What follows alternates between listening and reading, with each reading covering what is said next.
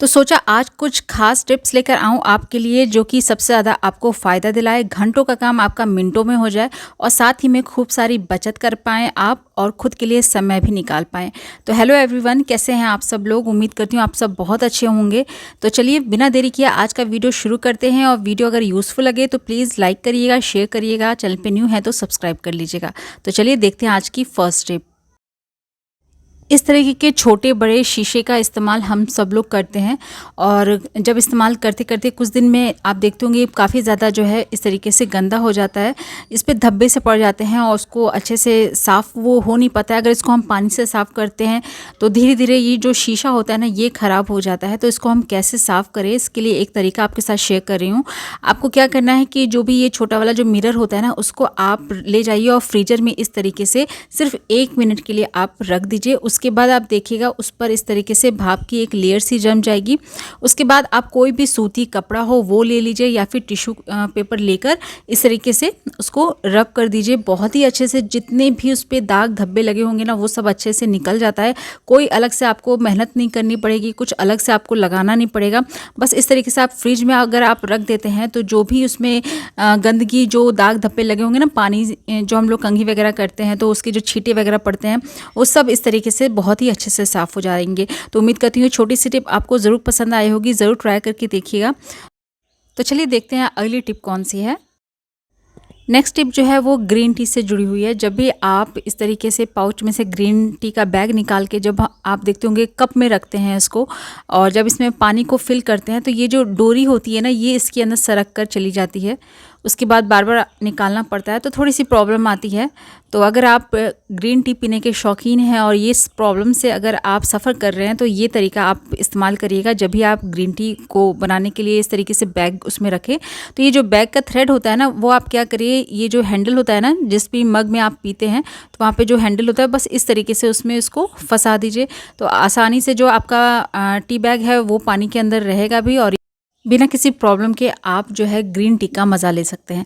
तो ये भी छोटी सी टिप है लेकिन आपको ज़रूर काम आएगी, ज़रूर ट्राई करके देखिएगा।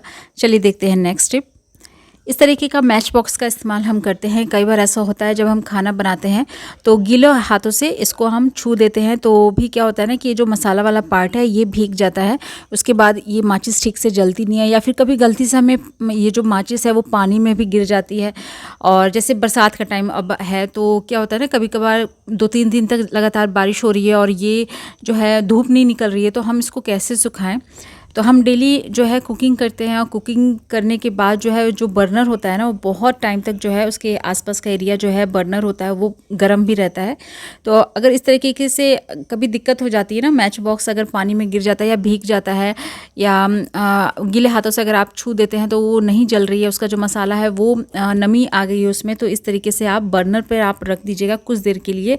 आप देखिएगा जो माचिस जो भीग गई थी नमी की वजह से जल नहीं रही थी वो बहुत ही अच्छे से जलने लगेगी। और जैसे होता है ना कि हम नहाने के बाद जैसे सीधे पूजा घर में वगैरह में जाते हैं, कई बार होता है कि गीले हाथों से भी माचिस को छू देते हैं तो उस टाइम भी ये दिक्कत आ जाती है। तो आप इस तरीके से उसको अच्छे से ड्राई कर सकते हैं। उम्मीद करती हूँ आपको ज़रूर टिप पसंद आई होगी। तो अगर अच्छी लगी है तो इसे ज़रूर लाइक करिएगा, चैनल पे न्यू है तो सब्सक्राइब भी करिएगा। तो चलिए देखते हैं नेक्स्ट टिप कौन सी है। जैसा कि अभी गर्मी पड़ ही रही है, बहुत ज़्यादा पड़ रही है, तो क्या होता है ना कि हम खाने पीने का सारा सामान जो है ज़्यादा से ज़्यादा कोशिश करते हैं कि फ्रिज में ही स्टोर करें। लेकिन इतना स्पेस इतना सारा सामान रखने के बाद बचता नहीं है। या फिर कोई इस तरीके की स्वीट डिश जो होती है उसको भी हम चाहते हैं कि फ्रिज में ही स्टोर कर दें, क्योंकि अगर हम बाहर रखते हैं तो उसमें चींटी लगने का डर रहता है। तो और फ्रिज में आपके स्पेस नहीं है तो उस वक्त आप क्या करिएगा, बाहर रखेंगे तो चींटी लग जाती है। तो आप किसी भी बर्तन में इस तरीके से पानी ले लीजिए और पानी लेने के बाद जिस बर्तन में आपका जो मिठाई है, स्वीट डिश है, वो आप लेकर इस तरीके से उसमें रख दीजिए। तो चींटी तो बिल्कुल नहीं पहुंचने वाली है। और हाँ, जब आपके फ्रिज में स्पेस हो तो इसको फ्रिज में आप स्टोर करिए, ये ख़राब भी नहीं होगा। लेकिन बाई चांस होता है ना कि हमें बाहर ही इसको रखना है लेकिन डर है कि चींटी ना लग जाए, तो उस टाइम आप ये टिप को यूज़ कर सकते हैं। आई होप आपको ज़रूर पसंद आई होगी टिप। चलिए देखते हैं नेक्स्ट टिप हमारी कौन सी है। इस तरीके का जो लक्ष्मण रेखा होता है वो हम इस्तेमाल करते हैं छोटे छोटे कीड़े इंसेक्ट्स वगैरह को दूर हटाने के लिए, या फिर चींटी वगैरह जैसे लग जाती है कहीं पर ना किसी एरिया पे, तो वहाँ पर हम इसकी एक लाइन खींच देते हैं, तो जो इंसेक्ट्स हैं छोटे छोटे और चींटी वगैरह है वो सारे जो है वो नहीं आते हैं। तो उसी से जुड़ी एक टिप है, अगर आप कभी देखते होंगे जब इसको ड्राई अगर हम लाइन खींचते हैं, लकीर खींचते हैं, तो इसका इतना ज़्यादा असर नहीं होता है और बहुत जल्दी जो है ये निकल जाती है, झड़ सी जाती है। ज़रा सा अगर आप वहाँ पे झाड़ू लगाइए तो आप देखिएगा ये हट जाता है, तो जिससे क्या होता है इसकी असर जो होता है ना वो भी जल्दी ख़त्म हो जाता है। तो जब भी आप इस तरीके का जो रेखा होता है ना लक्ष्मण रेखा, इसका इस्तेमाल करिए तो इसको हल्का सा पानी में भिगा लीजिए।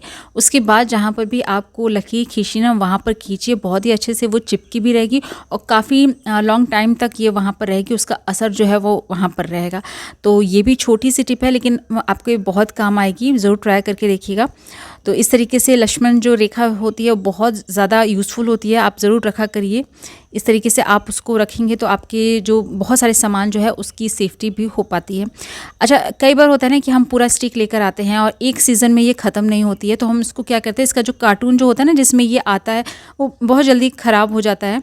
तो अब इसको उसी में रखेंगे तो ये इसमें हवा लगती है तो इसका जो है असर ख़राब हो जाता है। तो इस तरीके की एक छोटी सी डिब्बी ले लीजिए। तो मेरे पास यहाँ पे जैसे ये हींग का डिब्बा था तो लगभग इसी साइज़ का था, तो मैं क्या करती हूँ कि इसको हमेशा इसमें इस तरीके से स्टोर कर लेती हूँ कि नेक्स्ट ईयर भी ये आपको इसी तरीके से काम आ जाए, इसका जो भी असर है वो ख़राब ना हो और अच्छे से ये इसका जो असर है वो रहे।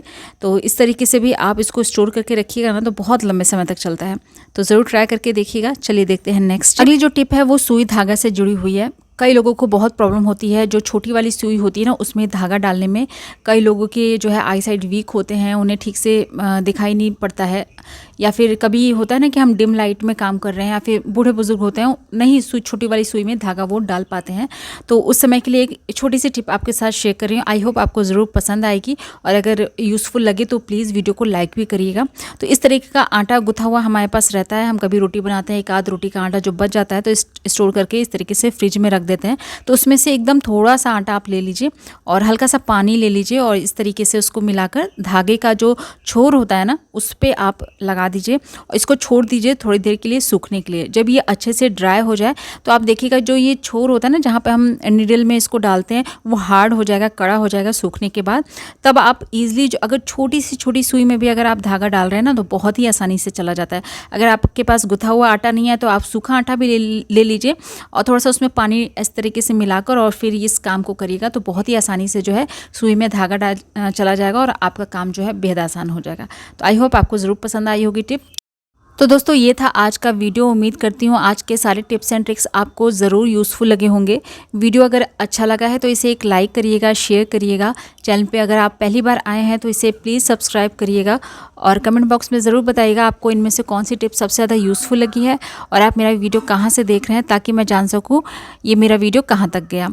कल फिर मिलती हूँ ऐसी एक नए वीडियो के साथ, कुछ नए टिप्स एंड ट्रिक के साथ। तब तक के लिए अपना ख्याल रखिएगा और मेरा पूरा वीडियो देखने के लिए आपको दिल से थैंक यू।